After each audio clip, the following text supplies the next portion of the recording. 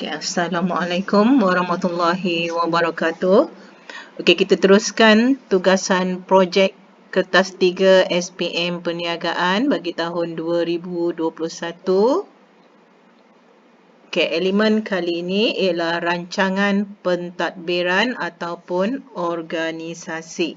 Sebelum tu saya ingatkan lagi sekali untuk pelajar yang bukan murid saya, pastikan kamu sentiasa merujuk kepada guru mata pelajaran masing-masing, supaya sebab guru kamu itu adalah pentaksir bagi kertas 3 kamu. Jadi rujukan yang paling tepat ialah guru perniagaan masing-masing.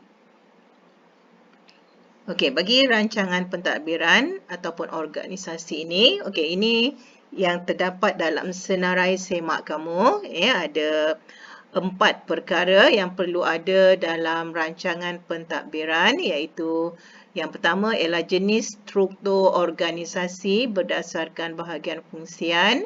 Yang kedua, spesifikasi tugas pentadbiran. Yang ketiga, penggajian, dan yang keempat, kos-kos perbelanjaan lain. Okey, ini pula ialah tentang pentaksiran, bagi memastikan kamu mendapat grade A. Jadi kriteria yang dinyatakan itu adalah perlu, iaitu mengenal pasti keperluan pekerja yang tepat, betul dan juga relevan. Maknanya bilangan pekerja kamu tu biar bersesuaian ataupun berpadanan dengan kerja kamu. Okey, yang seterusnya ialah menghuraikan deskripsi tugas dan tanggungjawab pekerja dengan tepat dan terperinci. Okey, yang ketiga, menjelaskan pemberian insentif yang sesuai dan munasabah. Yang keempat, mencipta carta organisasi yang tepat, betul dan sesuai. Yang kelima, menjelaskan program yang sesuai bagi pembangunan dan kemahiran pekerja. Jadi di sini, dalam rancangan pentadbiran kamu itu, perlu menunjukkan bilangan pekerja kamu. Jadi bilangan pekerja ni pastikan kamu rujuk soalan tugasan projek tu, supaya kamu tidak tersalah bilangan minimum yang mesti ada. Itu ada dalam soalan. Okey, lepas tu deskripsi tugas sekurang-kurangnya ada 2, carta organisasi 3 lapis. Okey. Lepas tu menjelaskan KWSP, perkeso dan insentif lain. Dan mesti ada sekurang-kurangnya 1 program pembangunan dan kemahiran yang sesuai dengan perniagaan yang dipilih. Okey, jadi bila digabungkan senarai semak dan juga pentaksiran, jadi ada 5 perkara yang yang perlu kamu buat. Maknanya selain daripada 4 yang saya sebutkan tadi, okey, tambah satu lagi iaitu program pembangunan dan kemahiran pekerja. Okey, kita lihat satu persatu apa yang perlu kamu buat tentang rancangan pentadbiran ini. Okey, pertama sekali maknanya tentang jenis struktur organisasi, berdasarkan bahagian fungsian. Okey, jadi kamu tengok dulu dalam kertas soalan tugasan projek kamu, nombor 4 tu tentang tenaga pekerja, mestilah warga negara Malaysia. Maknanya boleh terdiri daripada ahli keluarga, rakyat atau masyarakat. Okey, dan dia dah menyatakan bilangan minimum pekerja dan juga gaji. Okey, ini mesti kamu patuh. Jadi kalau milikkan tunggal, ada 1 pengurusan, ada staf sokongan, ada pekerja di bahagian operasi sekurang-kurangnya 3. Dan ini adalah untuk perkongsian. Okey, ini adalah gaji yang paling minimum untuk pekerja kamu. Kalau di bahagian pengurusan, minimumnya 2,500, staf sokongan 1,500 dan operasi 1,200. Okey. Okey, pekerja adalah tertakluk kepada KWSP dan juga Perkeso. Dan juga struktur organisasi perniagaan mestilah berdasarkan bahagian fungsian. Jadi siapa yang dah terlupa bagaimana struktur organisasi berdasarkan bahagian fungsian ni, jadi rujuk balik semula buku teks tingkatan 5 muka surat 21. Okey, ini adalah berdasarkan fungsian. Okey, maknanya apa tanggungjawab apa ataupun tugas setiap bahagian-bahagian ini. Okey, di tingkatan 4 kita dah belajar bab yang akhir sekali, iaitu bahagian fungsian dalam organisasi. Okey, ini ada lebih kurang 11 Okey, ada 11 bahagian fungsian, tapi kita buka perniagaan milik kan tunggal ataupun perkongsian bukanlah sebuah perniagaan yang besar, jadi tak perlulah kita buat setiap fungsian ni perniagaan milik kan tunggal ataupun perkongsian ni kecil saja jadi memadailah kita ambil satu atau dua bahagian fungsian yang kita rasakan betul-betul diperlukan dalam perniagaan kita. Okey, ini adalah contoh 4.1 tu jenis struktur organisasi bahagian fungsian. Yang ini kita perlu akur kepada arahan, iaitu dia nakkan carta ini 3 lapis. Jadi ini yang dimaksudkan 3 lapis. Maknanya contoh pengurus. Okey, lepas tu bawah dia ada penolong pengurus. Okey, katalah kita nak bagi sedap sikit staf tokongan ni namanya. Kita letaklah dia jawatan dia penolong pengurus ke. Okey, kita bagikan fungsiannya. Okey, ini kepada pentadbiran ataupun penolong pengurus pengeluaran yang akan menumpukan kepada bahagian perkhidmatan ataupun operasi. Jadi kamu pastikan aliran ini adalah betul sebab jangan buat pekerja operasi 1 dan 2, bawah pekerja operasi 1 dan 2 ni pula ada 3 dan 4 pula jadi nanti tak jadi banyak lapis pula jadi pastikan 3 lapis yang dimaksudkan 3 lapis ni yang ni pihak atasan dia iaitu pemilik perniagaan.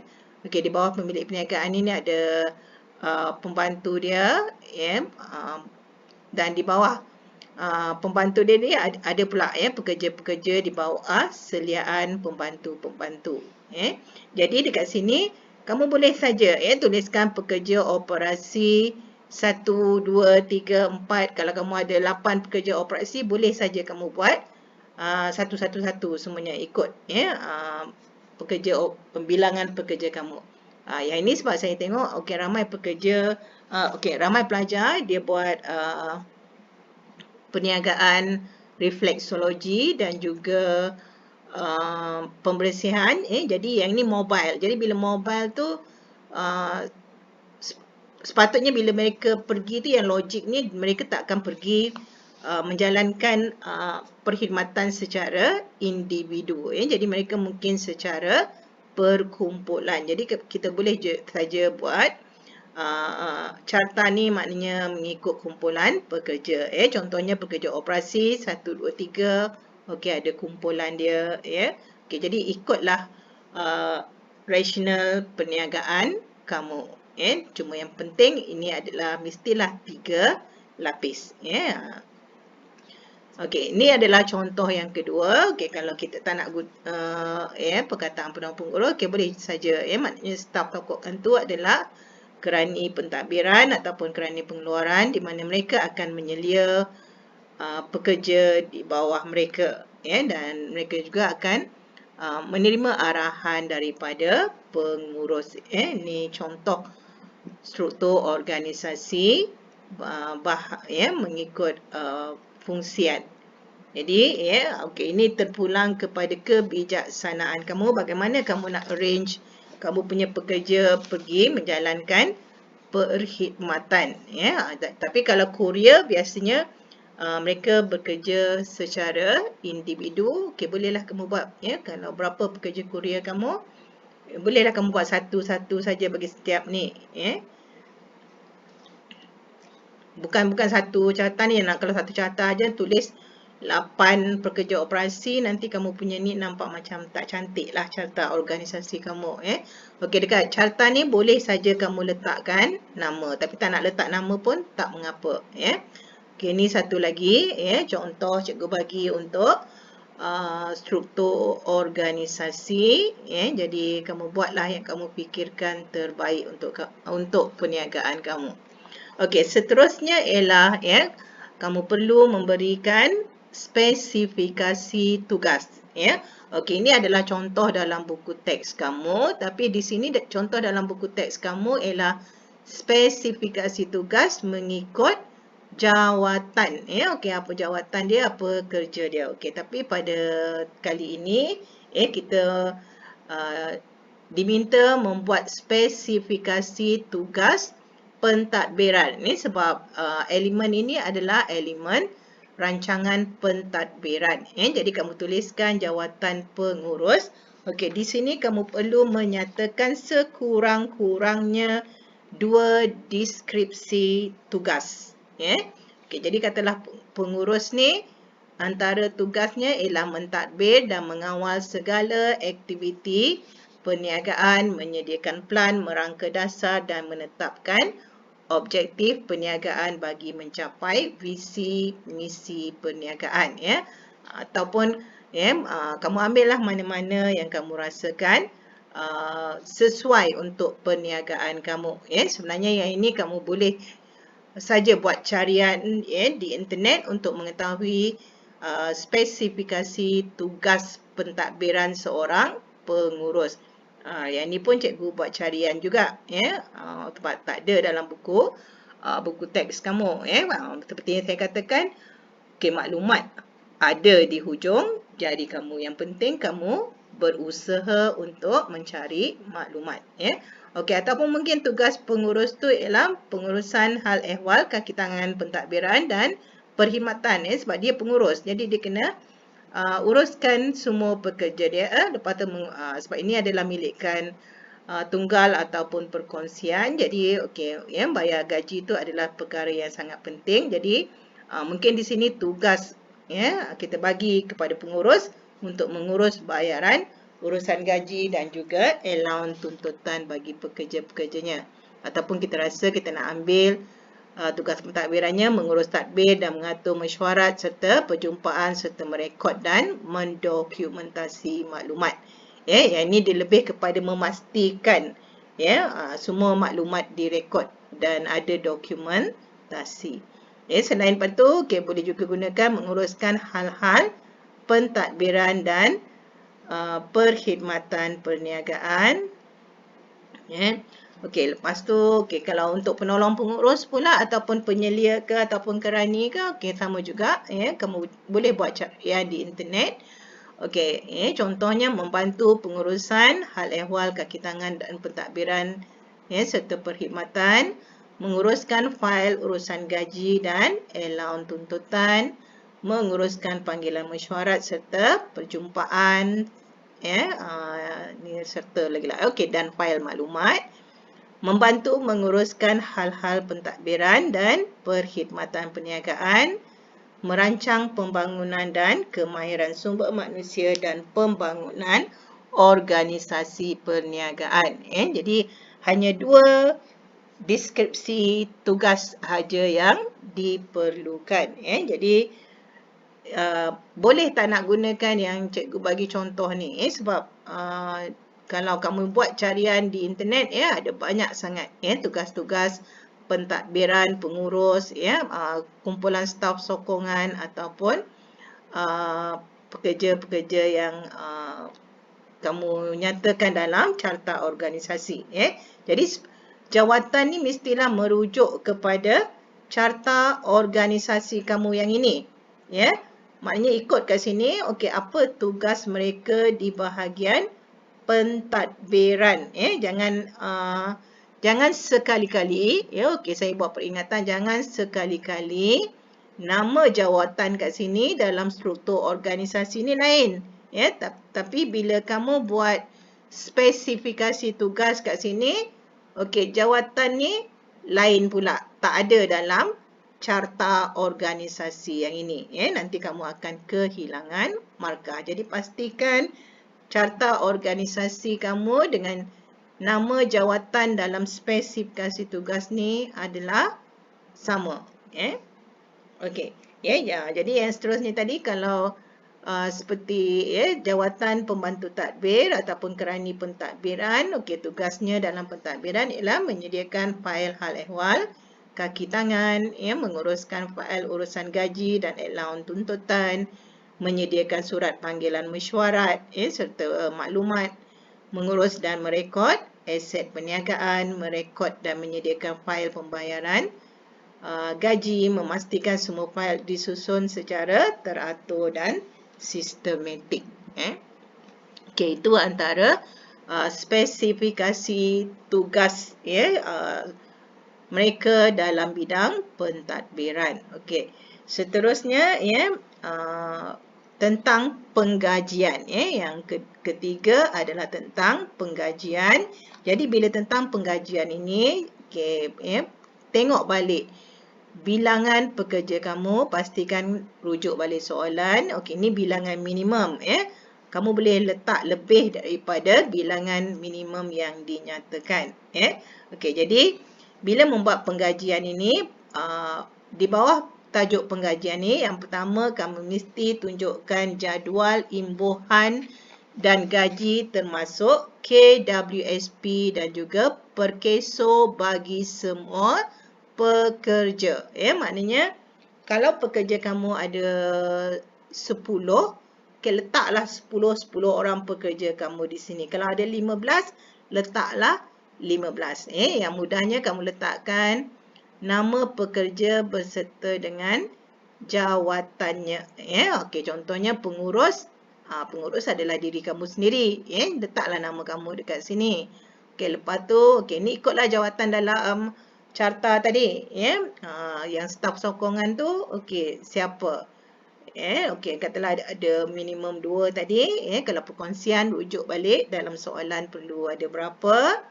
Lepas tu ada pekerja operasi. Pekerja operasi tu letaklah nama. Ni cikgu letak satu contoh saja. Tapi patutnya kalau kamu letakkan semua nama-nama pekerja kamu.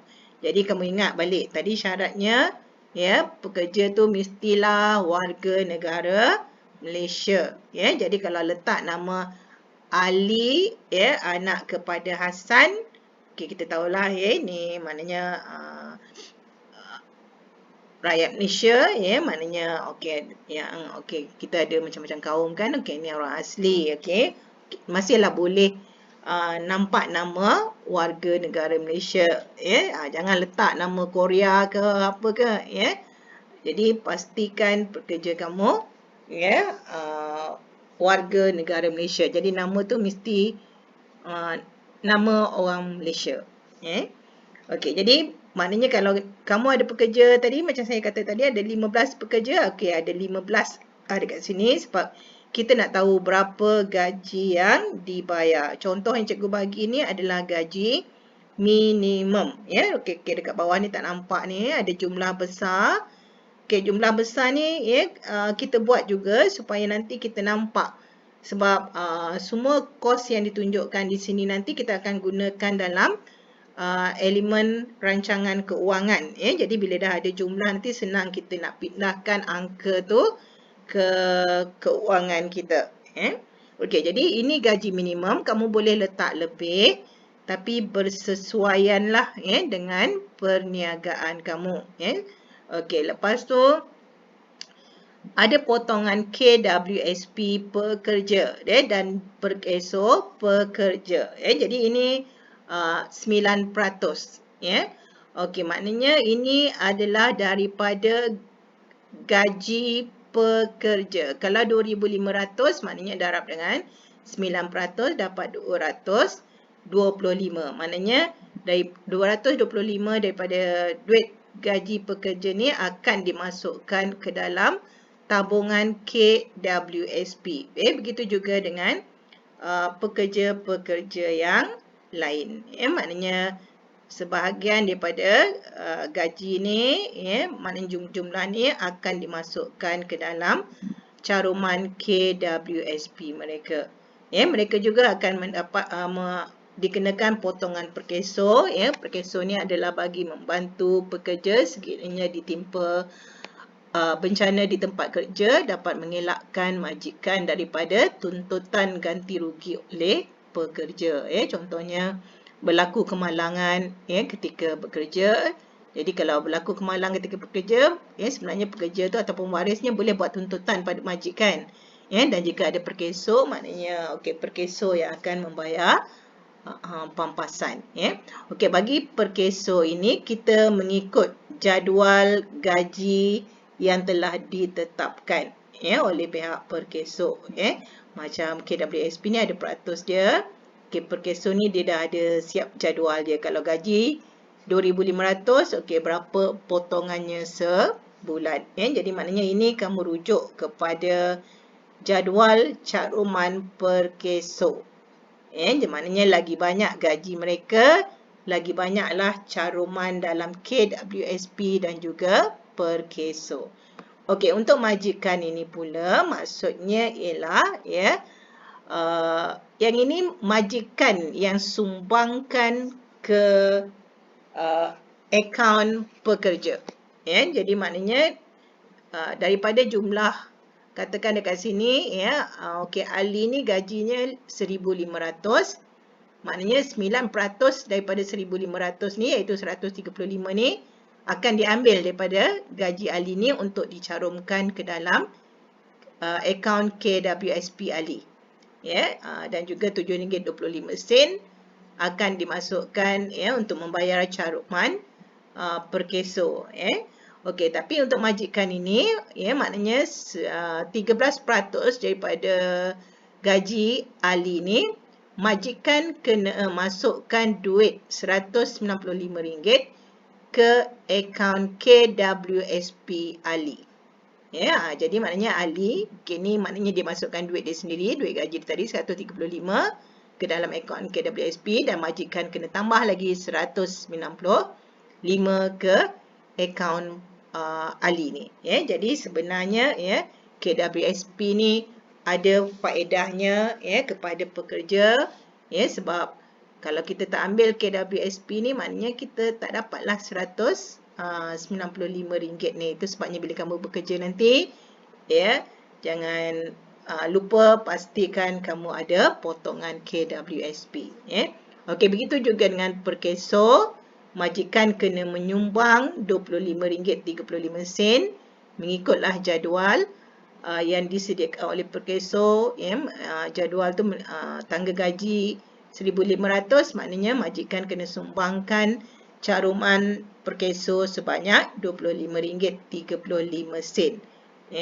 Jadi yang jumlah ni nanti maknanya yang akan kita masukkan dalam akaun pendapatan untung rugi kita, yang menunjukkan majikan kena keluarkan bayaran KWSP dan juga perkeso pekerja. Jadi pastikan ni kamu kira betul.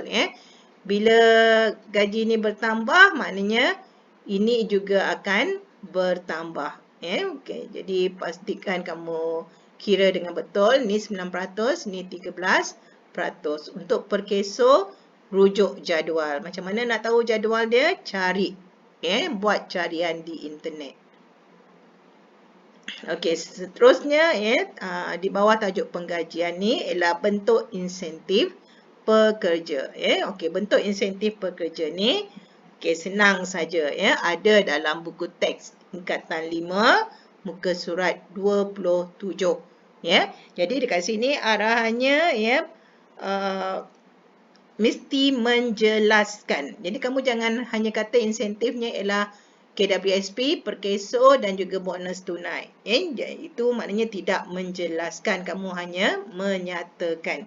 Arahannya adalah menjelaskan KWSP, perkeso dan insentif lain. Jadi maknanya KWSP dan perkeso adalah wajib. Dan kamu boleh nyatakan satu yang lain. Rujuk saja buku teks kamu di tingkatan 5 muka surat 27. Nak mudah lagi, buka dalam Word, kamu copy paste sahaja. Tapi pilih yang sesuai. Contoh kat sini ialah bentuk insentif pekerja ialah caruman KWSP, di mana caruman KWSP ini adalah mewajibkan caruman dibuat oleh majikan dan pekerja setiap bulan. Untuk caruman perkeso pula di bawah Akta Keselamatan Sosial 1969 mewajibkan pihak majikan mengambil insurans pampasan pekerja iaitu caruman majikan dan pekerja mengikut kadar caruman daripada gaji bulanan pekerja untuk melindungi majikan daripada tuntutan pekerjanya. Kadar mengikut jadual caruman yang disediakan oleh perkeso. Okey, itu tentang insentif KWSP dan perkeso. Insentif ni maknanya kita bagi ganjaran dekat pekerja kita. Okey, dan jelaskan. Okey, bentuk insentif yang lain, okey, mungkin kamu boleh pilih bonus tunai. Okey, jelaskan kenapa bonus tunai ni kamu nak bagi. Sebab ianya satu penghargaan yang dibayar secara tunai kepada pekerja pada akhir tempoh tertentu berdasarkan prestasi perniagaan. Okey, komisen pula ialah ganjaran yang diberi kepada pekerja yang terlibat dalam aktiviti jualan perkhidmatan. Katalah kamu targetkan, okey, maknanya bila mereka melebihi jualan sebanyak berapa, mereka akan terima komisen ataupun kemudahan cuti. Kemudahan cuti ni diberi kepada pekerja mengikut tahun perkhidmatan, merangkumi cuti tahunan, cuti sakit, cuti rehat, cuti bersalin. Yang ni kamu pilihlah, kamu nak bagi dia cuti yang mana satu. Cuti tahunan ke, cuti sakit ke, bolehlah dua ke. Okey, jadi ni pun ikut kemampuan perniagaan kamu. Kalau perniagaan kecil ni, cuti bersalin kalau 3 bulan tu beratlah untuk perniagaan kecil. Okey, jadi pilih yang sesuai. Jadi maknanya KWSP wajib ada, perkeso wajib ada, dan satu insentif yang lain boleh ambil mana-mana satu ni, ataupun kalau ada dalam buku teks lain tu yang kamu dalam buku teks yang kamu rasa sesuai, kamu boleh gunakan. Okey, seterusnya yang keempat ialah menunjukkan kos-kos perbelanjaan pentadbiran, iaitu kos-kos pentadbiran, harga perabot dan alatan pejabat mengikut keperluan perniagaan. Okey, jadi yang ini kamu kena tengok dalam soalan tentang 5.5, nombor soalan bahagian kelima tu, pembelian perabot dan alatan pejabat secara sewa beli untuk tempoh 2 hingga 3 tahun dan dikenakan kadar faedah tertentu. Ni kamu rujuklah soalan tugasan projek kamu yang nombor 5, iaitu utility perniagaan tu. Jadi bila buat rancangan perniagaan kamu ni, pastikan senarai semak dan juga soalan sentiasa ada jadi rujukan kamu. Okey, jadi ni cikgu bagi contoh aset yang ada dalam pentadbiran. Contohnya komputer. Okey, ni sebenarnya cikgu lebih fokus kepada pembersihan dan juga refleksologi. Jadi komputer tu ikutlah keperluan sebab dua-dua perniagaan ini adalah mobile. Jadi tengok bilangan komputer yang diperlukan. Minimumnya 2 lah supaya pentadbiran dengan operasi masing-masing ada komputer untuk menjalankan kerja ataupun tugas masing-masing. Tapi ikutlah kesesuaian kamu, apa yang diperlukan. Ni hanya contoh sahaja. Tadi dalam soalan ada mengatakan perabot dibeli secara sewa beli. Jadi dekat sini cikgu pilih perabot di bahagian pentadbiran dibuat secara sewa beli. Jadi harga ni kamu buat sendiri. Berapa unit yang diperlu pun kamu buat sendiri. Tapi bila perabot maknanya pembeliannya adalah secara sewa beli. Alat hawa dingin ni pun kamu tak nak pun tak mengapa. Boleh tukar kepada lengkapan dan juga lengkapan ke, macam kipas ke apa ke, okey, tu terpulang kepada kamu. Cikgu hanya ni adalah contoh sahaja. Okey, tu tentang aset pentadbiran. Okey, yang kos lain pentadbiran, okey, ini adalah antara kos-kos lain pentadbiran yang cikgu dapat senaraikan kat sini ada 12 kos-kos lain yang berkaitan dengan pentadbiran. Okey, kalau bagi kurier, sebab kalau bagi pembersihan dan juga refleksologi, operasinya dia mobile, jadi pejabat tu lebih kepada pentadbiran. Tapi kalau kurier, pejabat dia ataupun premis tu dia tempat dia untuk mentadbir, pentadbiran dan juga operasi. Jadi boleh sahaja kalau kos-kos itu dibahagi kepada dua, iaitu pentadbiran dan juga operasi. Boleh bagi ikut peratus terpulang kepada kamu. Tapi sebab saya tengok tak ada yang pilih kurier, jadi tak perlulah pembahagian peratus tu, sebab kalau pembersihan dan juga refleksologi, perniagaan kamu jalankan, maknanya kamu cari pelanggan. Jadi ini adalah antara kos-kos lain pentadbiran yang cikgu warnakan ni, maknanya itu adalah sama bagi semua perniagaan. Cuma pendaftaran di SSM ni, kalau kamu gunakan nama kamu sendiri, contohnya nama kamu Ani, kamu gunakan perniagaan kamu tu nama Ani, maknanya pembayaran di sini adalah RM30. Okey, ni pakaian uniform. Okey, dalam soalan kan ada pekerja ada uniform. Jadi kamu kira lah, jangan letak-letak saja, kira. Okey, kamu ada berapa pekerja dan berapa harga sehelai baju bagi pekerja tu. Dan kamu rasa pekerja kamu ni perlu berapa baju? Takkan satu kan? Kalau satu nanti takkanlah hari-hari pekerja kamu nak balik nak basuh kan? Jadi minimum kita letaklah logiknya, setiap pekerja tu ada 2 helai baju, 2 helai baju kerja. Okey, lepas tu kita ada berapa pekerja dan anggarkan sehelai baju tu berapa ringgit. Jadi kamu kiralah dan letakkan jumlahnya di sini. Jadi jangan main letak-letak saja, tak ada asasnya. Jadi kena fikir dulu. Okey, untuk ubah suai premis, kalau kurier mungkin kamu boleh letak lebih. Ubah suai premis ni wajib. Wajib ada ubah suai premis, tapi jumlahnya bergantunglah kepada pemilik sendiri. Kalau kurier mungkin dia perlu ubah suai banyak sikit premis perniagaannya, sebab banyak tempat nak menyimpan barang, supaya lebih teratur, tersusun. Tapi untuk pembersihan dan juga refleksologi, dia lebih kepada tempat pentadbiran dan juga untuk menyimpan alatan, tempat perjumpaan. Jadi mungkin tak diperlukan sangat mengubah suai premis secara besar-besaran. Jadi kamu boleh letakkan jumlah ni mengikut kesesuaiannya. Okey, belanja am pentadbiran ni ialah maknanya belanja yang kecil-kecil yang kita jumlahkan. Okey, letaklah berapa anggaran yang kamu rasakan sesuai untuk perniagaan kamu. Okey, begitu juga dengan sewa premis. Sewa premis ni terpulang.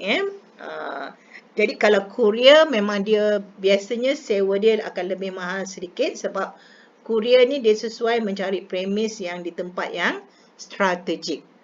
Tapi kalau bagi saya, refleksologi dengan pembersihan, sebab dia hanya setakat tempat untuk pentadbiran ataupun hanya menyimpan peralatan, jadi tempatnya tak perlu strategik, jadi kita boleh cari tempat premis yang lebih murah sewanya. Okey, ini ialah keperluan alat tulis. Okey, ini untuk tempoh setahun. Jadi kalau nak lebih cantik, ini ada yang setahun, ada yang sebulan. Kamu kira sekali sebulan dan juga setahun, supaya nanti kamu senang nak pindahkan angka tu ke dalam keuangan. Jadi maknanya buat dalam Excel, benda ni sebenarnya mudah kalau kamu buat dalam Excel. Sebulan berapa dan setahun berapa. Okey, lepas tu kadar bayaran iaitu merujuk kepada bayaran bagi air, elektrik dan internet. Jadi itu antara kos-kos lain pentadbiran. Kamu boleh tambah lagi kalau ada kos-kos lain yang terlibat. Rajinkan membuat carian untuk kita mendapatkan maklumat yang lebih tepat dan juga lebih sesuai. Okey, dan yang akhir sekali, yang kelima ialah program pembangunan dan kemahiran pekerja. Bagi program pembangunan dan kemahiran pekerja ini sangat penting dalam usaha meningkatkan potensi diri pekerja selain dapat memajukan perniagaan. Jadi perniagaan, bagi tahulah perniagaan kamu tu, contohnya perniagaan Hana Enterprise akan mengadakan program pembangunan dan kemahiran pekerja antaranya. Okey, ini pun sama. Buat carian. Okey, contohnya kalau kamu buka urutan refleksologi, maknanya kamu akan pastikan pekerja operasi kamu akan diberi kemahiran, maknanya meningkatkan pengetahuannya dalam urutan refleksologi dan urutan tradisional. Jangan pula kuria pula kamu buat kemahiran urutan refleksologi ataupun pembersihan, tak ada kena-mengena. Buat yang berkaitan. Okey, ataupun latihan komunikasi satu pasukan, membina pasukan strategik, ataupun program pembangunan tentang kemahiran teknologi maklumat. Sekurang-kurangnya satu program pembangunan. Ni pun sama, kamu boleh buat carian di internet, program pembangunan dan kemahiran pekerja yang sesuai dengan perniagaan kamu. Jadi untuk tajuk ni sangat penting kamu berfikir dan bertindak secara rasional, buat yang terbaik. Jadi itu saja tentang rancangan pentadbiran yang diperlukan ada 5 elemen tadi. Jadi pastikan kelima elemen itu ada dalam rancangan pentadbiran kamu. Okey, 5 perkara ni sangat penting ada dalam rancangan pentadbiran kamu. Okey, buat dengan pantas supaya nanti kamu cepat senang hati, kerja dah siap. Okey. Itu saja. Okey, sekian, terima kasih.